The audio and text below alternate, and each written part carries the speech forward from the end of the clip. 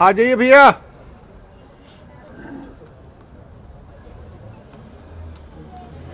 राम राम भाई। उसको पूरा करेंगे, ठीक है ना। बाकी आप लोग बताए कैलेंडर हो चुका है आप लोगों का, और रीजनिंग के तो तकरीबन चैप्टर हो गए। और करें तो जीएस आपकी हिस्ट्री हो चुकी है, होगी ना हिस्ट्री, ज्योग्राफी, पॉलिटिकल साइंस।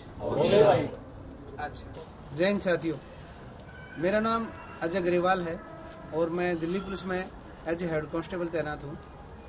और मेरी पोस्टिंग वर्तमान में दिल्ली पुलिस एकेडमी जड़ोदा कला में पोस्टेड हूँ मैं।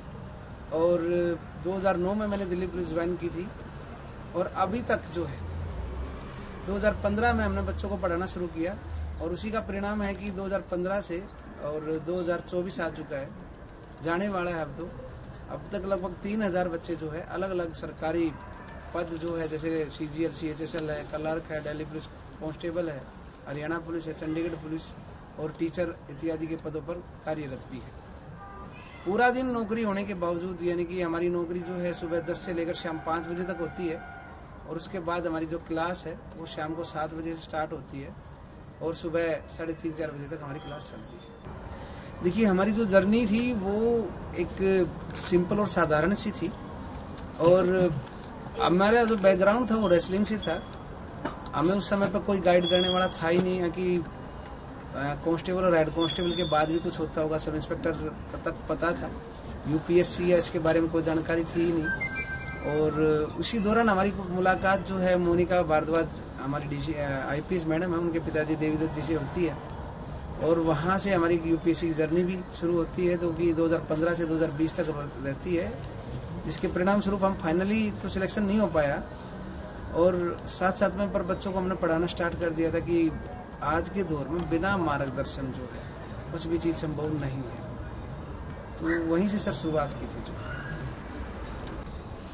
एक्चुअली क्या था कि हम new police line Jarauda NPL में तैनात थे, और मेरा बैकग्राउंड रेसलिंग का ही था, तो कि दिल्ली पुलिस की रेसलिंग टीम में मैं शामिल था। तो एक बार मैं गेट के ऊपर ड्यूटी पर तैनात था, तो एक सर आते हैं, और जो सर हैं वो, उनको मैं पहचान नहीं पाता। वो हमारे दिल्ली पुलिस के सीनियर ऑफिसर थे, ACP रैंक के। तो वो आए तो उन्होंने मेरे से कहा कि आपने मेरे को सैल्यूट नहीं किया।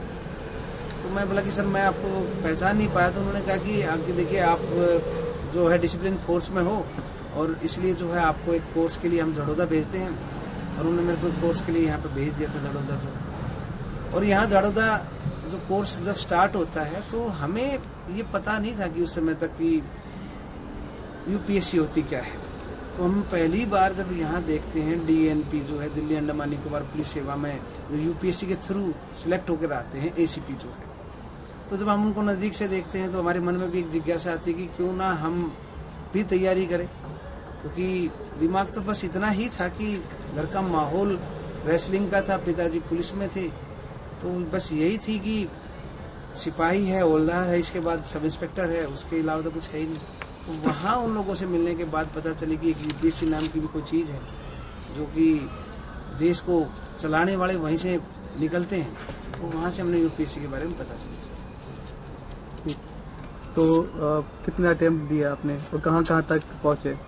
सर जो UPSC की जो जर्नी थी वो 2015 में स्टार्ट होती है और 2020 तक, क्योंकि जिस एज में मैं हर उसमें बोलता हूँ कि जिस एज में बच्चे रैंक निकालते हैं उस एज में तो हमें इसकी जानकारी हुई थी।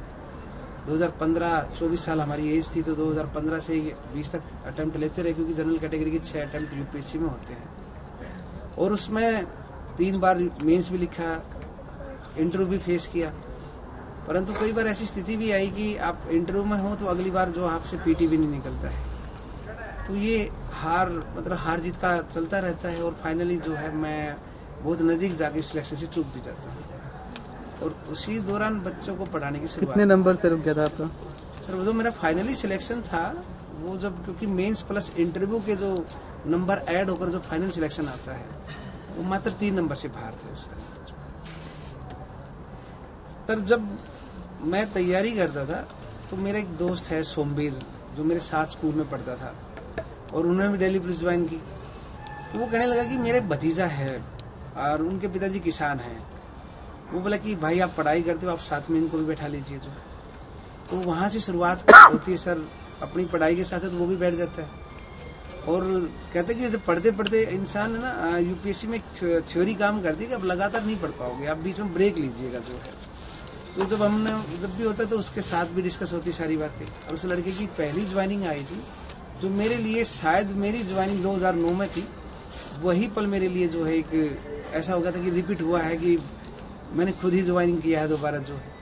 तो वहाँ से एक शुरुआत होती है 2015 से। उसके बाद उसका सिलेक्शन होने के बाद कुछ और बच्चे आ जाते हैं कि भैया हमें भी पढ़ना है।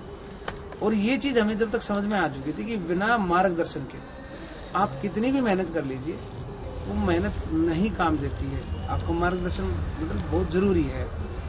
और जिस पृष्ठभूमि से हम आए हैं, हरियाणा, पंजाब, राजस्थान, उत्तर प्रदेश, ये सभी एक जैसा ही काम करते हैं, क्योंकि हमें कोई गाइडेंस करने वाला होता नहीं है सर। और होता है तो बड़ी बड़ी महंगी कोचिंग से, वहाँ जाइए आप अपनी कोचिंग करिए, फिर उसके बाद बड़ी दिक्कतें हैं।